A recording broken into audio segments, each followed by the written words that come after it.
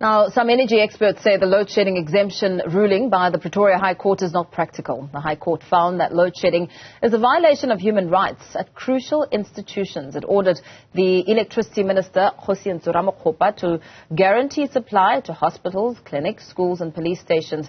To unpack this even further, we're joined now by SANEDI Energy Secretariat, Prof Sampson Mamphweli. Very good morning to you, Prof. Thank you for your time. I mean, a lot has been said about this. Some energy experts are saying that load shedding exemption, that the ruling, that of course is not practical. Others have described it as monumental. What's your view? Morning to you and the viewers. The ruling is not practical in terms of the timeline. You will recall that when the president appointed the minister in the presidency responsible for electricity, one of the things that were top of the agenda was basically to do just that. And 1 year into the appointment, we seem not still to be grappling with it in terms of exempting some of these establishments. Now, looking at the timeline to implement it by the 31st of January, that is practically impossible in my view. The government needs to either write to the court and ask for extension of the timeline because the issue is around the technicality.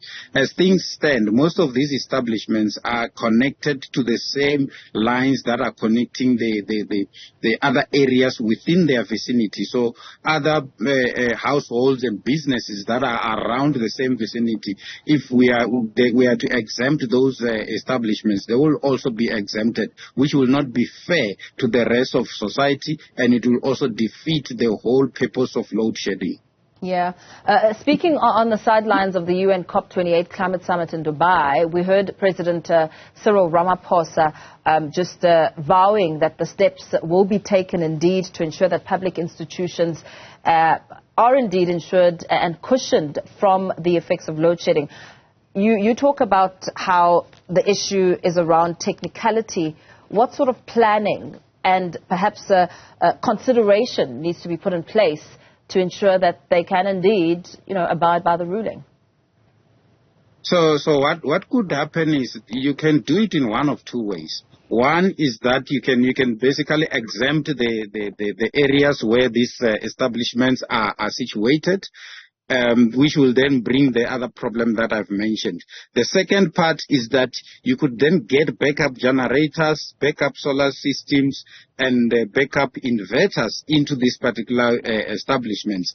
This second option, the technicality is around the government procurement process as well as the availability of funding, because government needs to then make money available to be able to procure these systems, and also for them to be able to install them in these various establishments. It can be done through one of our programs through the Department of Science and Innovation's Energy Secretariat. We have installed some of the solar systems in some schools in the rural areas and some fuel cells in the rural areas. At Bizana Police Station, for instance, we've done a solar system, and a number of other schools. We've got a media lab program where we install off-grid systems that provide electricity to the schools and the media labs. But those projects take time. You're talking about between 3 months and 6 months lead time to do maybe a few of these kind of establishments. And if you look at the schools only, we've got more than 26,000 schools around South Africa, and it's just practically impossible to be able to implement these kind of systems in all these schools within following the PFMA process. How helpful will the consignment of energy equipment donated by China be in fast-tracking this process? So that equipment is a drop in the ocean. For me, it's just an indication from China that we are here to assist you. You're looking at 550 or so establishments that will benefit from that program. The schools only in the country, like I said, we're looking at 26,000. So it's a drop in the ocean. It's good that the Chinese have given us that kind of equipment, but like I said, it's a drop in the ocean. The government needs to come up with their own programs that will be able to respond to this particular court ruling. What do you make of the court ruling? Because, of course, we cannot forget how communities across South Africa have been so negatively affected by a police station, telephone lines not working during load shedding, or hospitals failing to take care of sick patients when the lights go out. So the ruling itself, it's a good ruling in terms of the exemption of those critical services establishments, and it's in line with what the president always had in mind. He always wanted to do that. Government always wanted to do that.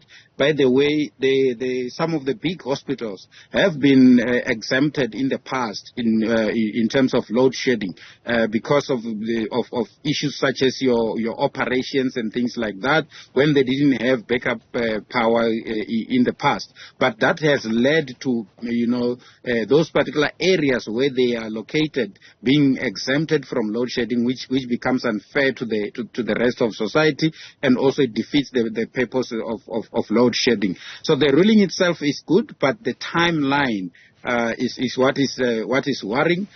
We know that load shedding will go well into 2024, and we don't really have the hard stop deadline for load shedding. So that becomes a problem because government cannot, within this particular timeline, be able to implement the ruling of the court within reasonable kind of space. Yeah, absolutely. Thank you so much. Let's perhaps leave it there for now. Professor Sampson Mamphweli, SANEDI Energy Secretariat, there weighing in and giving us some feedback around the outcome of that Pretoria High Court ruling exempting load shedding in various public institutions.